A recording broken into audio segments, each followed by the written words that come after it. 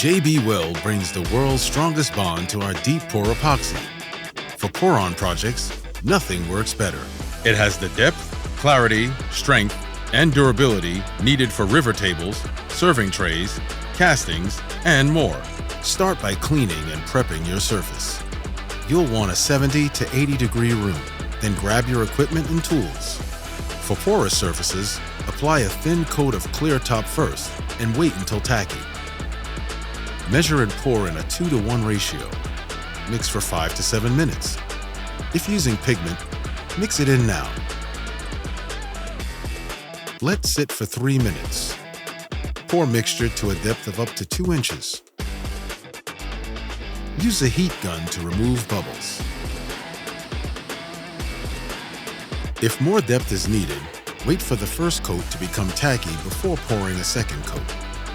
Wait 72 hours for a full cure. For an extra smooth finish, you can sand and apply oil. And the river table is ready.